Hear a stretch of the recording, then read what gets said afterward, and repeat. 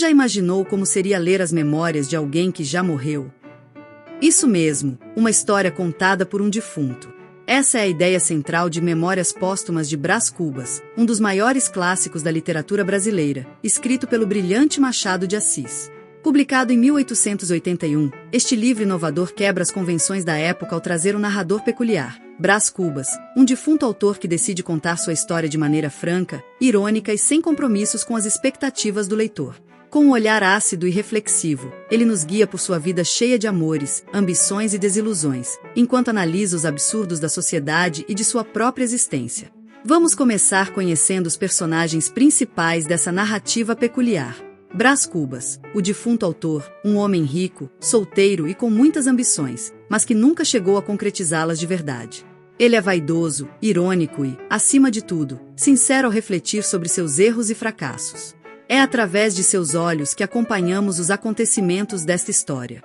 Virgília, a mulher que marcou profundamente a vida de Brás Cubas. Elegante e ambiciosa, ela protagoniza um romance proibido com o narrador, desafiando as normas sociais da época. Sua relação com ele é um misto de paixão, interesse e conveniência. Doutor Lobo Neves, marido de Virgília, que personifica a ambição política e as tensões de um casamento socialmente estratégico.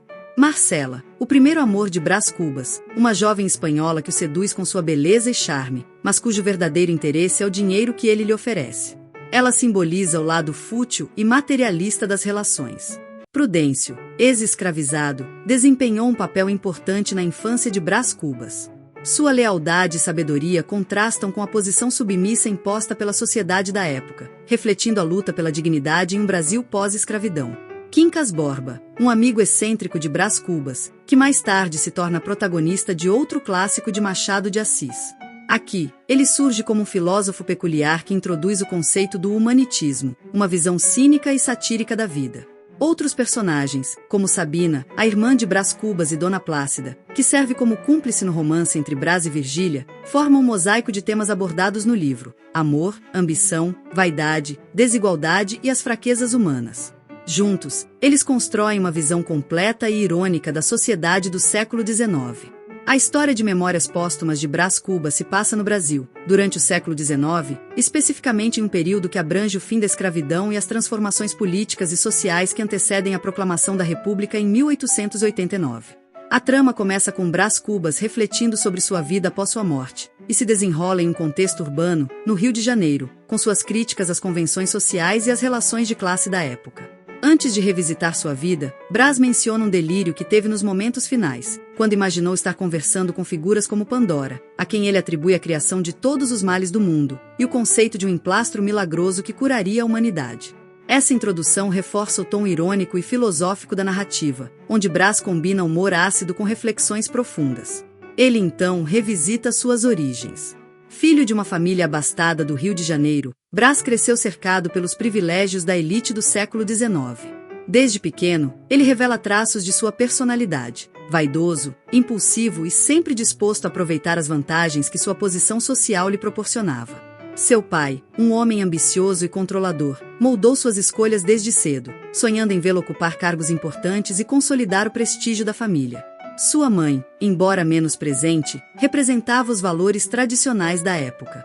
Ainda jovem, Brás teve seu primeiro amor, Marcela, uma jovem espanhola cujo encanto e beleza o seduziram completamente. Essa paixão, no entanto, foi marcada pela futilidade e pelo interesse financeiro de Marcela, que, como o próprio Brás confessa, amou-me durante 15 meses e 11 contos de réis. Essa relação, ao mesmo tempo intensa e efêmera, revelou a superficialidade das relações baseadas em interesse, algo que Brás carregaria como reflexão por toda a vida. Na juventude, ele foi enviado a Coimbra, em Portugal, para estudar e atender às expectativas do pai. Porém, em vez de se dedicar aos estudos, Brás mergulhou nos prazeres e distrações da vida boêmia, aproveitando o luxo e a liberdade que sua posição social lhe permitia. Foi em Coimbra que ele começou a formar sua visão crítica e cínica sobre a sociedade, observando com ironia as hipocrisias de seu tempo. Depois de retornar de Coimbra, Brás Cubas se encontra em um momento decisivo de sua vida. De volta ao Rio de Janeiro, ele busca cumprir as expectativas do pai, que sonha em vê-lo casado com Virgília e estabelecido como uma figura respeitável. No entanto, as ambições de Brás começam a esbarrar em sua falta de determinação e em sua constante busca por prazer e conveniência. Uma das principais tentativas de ascensão de Brás Cubas foi sua breve incursão na política. Ele sonhou com a glória de ocupar um cargo de destaque, mas sua falta de empenho e propósito prático o impediram de concretizar esses objetivos. O fracasso político não apenas abalou a relação com o pai, mas também evidenciou o vazio de suas aspirações. Nesse período, surge um dos relacionamentos mais marcantes de sua vida, Virgília. Filha de um influente político, ela representava uma oportunidade para Brás alcançar o prestígio que tanto desejava. Contudo, o romance entre os dois não era apenas uma questão de conveniência, havia paixão e cumplicidade. Virgília, elegante e ambiciosa, decide casar-se com Lobo Neves, um homem de poder e influência, para assegurar seu futuro. Ainda assim, ela mantém um relacionamento proibido com Brás Cubas, em uma das passagens mais controversas e emblemáticas da obra. Os encontros clandestinos de Brás e Virgília revelam tanto a intensidade do amor entre eles quanto a hipocrisia da sociedade da época. Dona Plácida, uma mulher humilde, torna-se cúmplice desse caso amoroso, cedendo sua casa como esconderijo para os amantes. Mais do que uma simples coadjuvante, Dona Plácida representa a exploração das classes menos privilegiadas pelas elites, que se beneficiam de sua subserviência. Outro episódio marcante dessa fase é a tentativa de Brás Cubas de criar um emplasto milagroso, que, segundo ele, resolveria os problemas da humanidade e eternizaria seu nome. Essa ideia, embora nunca concretizada, é um reflexo de sua busca por grandiosidade e validação pessoal, mesmo que nunca tenha o empenho necessário para transformar seus sonhos em realidade. Esses episódios mostram um homem em constante luta contra a mediocridade de sua própria existência, incapaz de sustentar as grandes aspirações que sua posição social e sua vaidade sugeriam. Outro ponto marcante dessa fase é sua relação com Quincas Borba, que retorna à história como um amigo excêntrico e filósofo. Quincas introduz Brás ao conceito do humanitismo, uma filosofia que satiriza o pensamento positivista e evolucionista da época. Apesar de seu tom absurdo, a filosofia ressoa com o pessimismo de Brás, que a adota como mais uma forma de encarar a vida sem ilusões. Conforme Brás Cubas avança na vida, suas ambições continuam a se frustrar, e ele se torna cada vez mais introspectivo. A busca pela grandeza, que marcou sua juventude, dá lugar à aceitação de uma existência mediana, onde os fracassos pessoais e as desilusões moldam sua visão de mundo. Em um de seus momentos mais icônicos, Brás relembra o emplasto milagroso, a invenção que nunca saiu do papel. Ele ri de si mesmo por ter acreditado que poderia deixar um legado para a humanidade. Esse episódio se torna uma metáfora para sua vida, repleta de ideias grandiosas que nunca se concretizaram. Já com a saúde debilitada, vítima de uma doença indefinida que ele encara com desdém, Brás começa a refletir sobre o significado de sua vida. Ele observa, com ironia, os amigos e familiares que o cercam, notando a hipocrisia e o egoísmo que permeiam suas relações. A morte de seu pai e as disputas em torno da herança revelam como os laços familiares frequentemente se baseavam em interesses materiais. Nos dias que antecedem sua morte, Brás Cubas narra com resignação e humor ácido seus últimos momentos. Ele observa que sua vida não teve grandes feitos nem legados importantes, mas que isso o livrou de transmitir o legado da miséria humana a outros.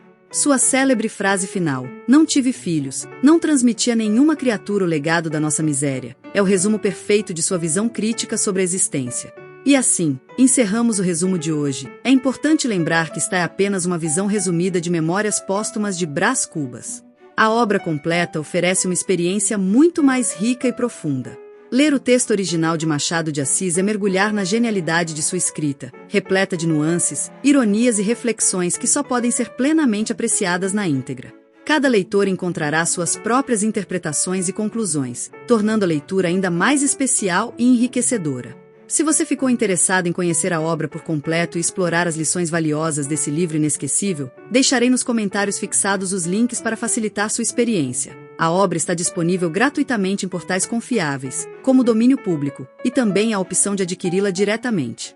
Sobre o autor, Joaquim Maria Machado de Assis, conhecido como Machado de Assis, é amplamente considerado um dos maiores escritores da literatura brasileira e mundial.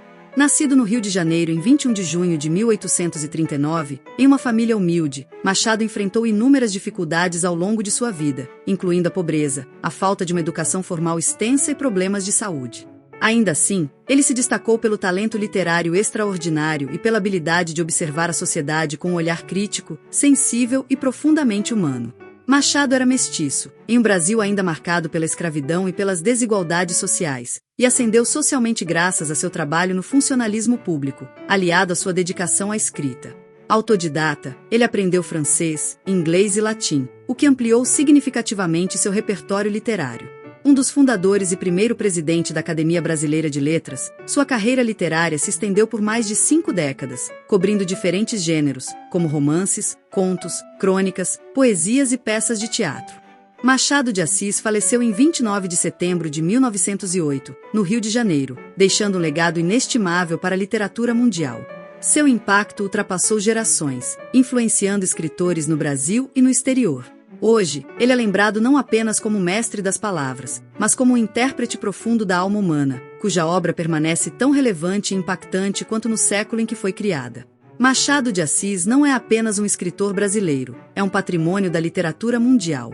Suas obras continuam a inspirar leitores e escritores ao redor do mundo, provando que a genialidade de sua escrita é atemporal. E assim, encerramos nosso vídeo de hoje. Espero que tenham gostado. Conta pra gente nos comentários se você já leu o livro, se está na sua lista ou se ficou curioso para conhecê-lo melhor. E se quiserem continuar acompanhando nossos resumos e descobrindo novas histórias incríveis, não se esqueçam de se inscrever no canal e ativar o sininho para não perder nenhum conteúdo. Muito obrigada por nos acompanhar. Até o próximo vídeo!